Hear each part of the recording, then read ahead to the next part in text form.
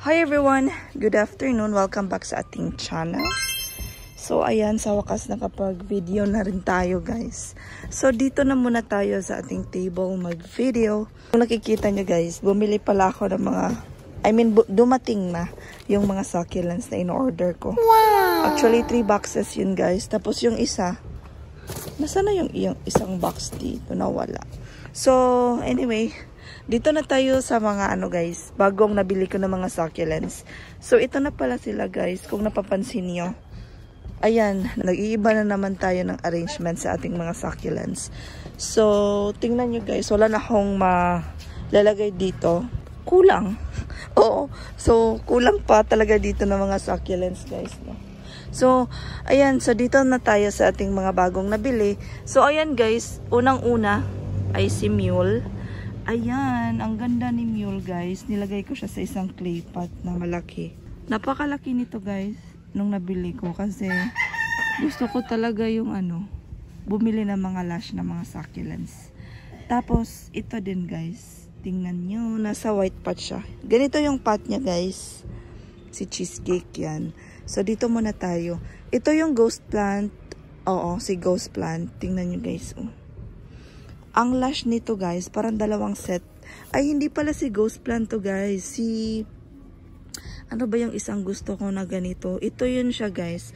Ngayon ko lang talaga na-realize na kakaiba pala to. Iba to at saka ito. Kasi kagabi ko lang siya natanim. Hindi klaro talaga yung mga succulents kagabi. Feel ko, pareho lang sila. Pero ngayon ko lang nalaman na iba pala talaga sila. Tingnan nyo guys. Iba siya. So, plano ko is kunin ko to dito, guys. Tapos, iwan ko itong si ghost plant. Kasi meron akong isang ghost plant doon, guys. Isama ko siya dito. Ito pala yung isa na nabili ko, guys. Hindi ko alam kung sino to. Parang, hindi naman siya si Mule, no? So, ito, parang, ano ba yung ID? Hindi naman siya si Chloe. Basta, ilagay ko na lang dito sa screen yung ID nito, guys. Ayan siya. So, nilagay ko siya dito sa white pot. Ito din, freebie ni seller guys, si Purple Delight. At ito naman, nilipat ko siya dito sa malakihang pot. Kasi ginamit ko yung pot nito guys. Kasi nilagay ko siya noon dati sa isang soft pot. So, yung soft pot, ginamit ko sa mga bagong dumating na mga succulents. Yung mga maliliit. So, sinama ko na lang itong dalawa dito sa isang malakihang pot. Dito guys, nandito si, ano ba yung ID nito? Malaki to siya guys. Ayan, napakalaki nito. So, dyan ko siya nilagay. Pinatong ko lang siya dyan para tumaas dito na part. Ito, luma na to sa akin. Ayan, si Myrtilia. At saka next ay itong si Cheesecake. Ayan. So, ayan si Cheesecake guys. Hindi pa siya kagandahan kasi bagong tanim lang sila. So, i-update ko lang kayo kapag nagbo-bloom na. At saka mag-stable na yung ating mga succulents. Ito din guys. Ito pala yung isa na nabili ko na aloe. Ayan siya. Bagong tanim din to. Nasa black pot siya. At saka, dito na part guys. Dito ko nilagay yung mga tray. Mga maliliit na pot. So, dito ko na lang siya nilagay sa likod. Sa ilalim guys, ito pala yung mga anek-anek ko ng mga succulents. Ayan yung mga soil mix. Ayan, carbonize. Ayan, ayan sila. Ito pala yung bago guys. So, kasama ito ng mga nabili ko. Oo. So, ayan. So, bago to dito sa akin guys. Ayan. White bar siya. Ang ganda no? At saka ito, parang freebie lang to ni seller. Kasi hindi ako nag-order nito. Tapos isang uri ng agave guys. Ayan siya. Ang ganda niya guys. Ayan. Ito din. White bar at saka ito yung yellow bar. Wala kasi ako nito. So bumili ako. Tapos ayan guys. Parang family siya ng peperomia. Oo. Ayan siya. Oh. Gusto ko siya kasi maganda siya kapag lash. At saka nag-order din ako ng Chocomstone. Napakaganda ng kulay. Ayan. Nilagay ko muna sila sa mga maliliit na pot. Kapag nag-stable na, saka ko na sila i-transfer. So, ayan. Ano pa ba yung bago? Ito pala guys. Ayan. Bago din to. So, nilagay ko muna siya dito sa brown na part. Ayan. So, ayan sila guys. O, yung ibang mga succulents. Ang init kasi parang 1 o'clock in the afternoon ngayon. Tapos, ngayon ako nakapag-vlog kasi ngayon lang vacant. Ayan sila guys. O, napakainit dito. Ayan. Ay, ito pala din guys. O, bago din to. Kasama to sa mga nabili ko. Ayan. Bumili ako nito kasi yung isa ko ay dalawang ganito ko noon dati is nabenta ko guys. So bumili ako ng bago. At saka ito din si Resri. Tingnan niyo si Resri. Sana mabuhay ko siya. Parang maselan siya. So dito na lang muna siya guys. Ano pa ba? So dito napakainit. Ito guys update. Ayan bagong pugot na Purple Delight. Ayan. Napakagandang tingnan guys, no? Kapag ganito talaga. Ito yung gusto ko, yung malash. Tignan nyo guys yung propagation. Ang ganda ng kulay. Yan yung ating variegated na Purple Delight. Yan. Dito guys, ito pala yung bagong nabili ko na Lactea. So, yan yung pinakahihintay ko guys na Lactea. So, dito ko na lang muna siya nilagay sa pot na to kasi maliit pa naman siya. So, ayan siya guys. Oh, napakaliit. Mahal siya talaga. Oo, mahal tong mga ganito na klase ng Lactea. Wakas at nakabili na rin tayo nito guys.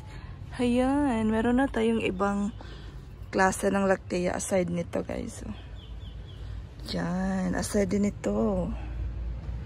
O, diba, meron na tayong ibang variety. And so, nag-rearrange pala ako guys kasi nung dati yung Melo, nandito siya sa itaas. Tapos yung mga to, dalawang to, nandito sa ibaba. So, ngayon, pinagpalit ko silang dalawa para makasya yung mga ganito ko. So, ayan na sila. Ang ganda nito guys, no? Ang ganda ng kulay. Ayan, yung pattern ng kanyang body. Ang ganda. Tapos ito, oh. Diba? Ang ganda na nilang tingnan dito, banda guys, oh. Yan. Tapos ito pala guys, bago to dito sa atin. Si Awayuki. Yan pala si Awayuki guys. Ang laki nito na nabili ko. So, nilagay ko siya sa mataas at magandang pot din. Ayan. Si Awayuki.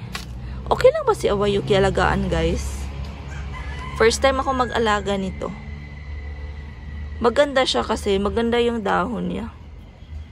No? Ayan siya oh. Hindi pa siya nag-o-open. Kulubot pa. So, ayan yung bagong arrangement dito, guys. Tingnan nyo.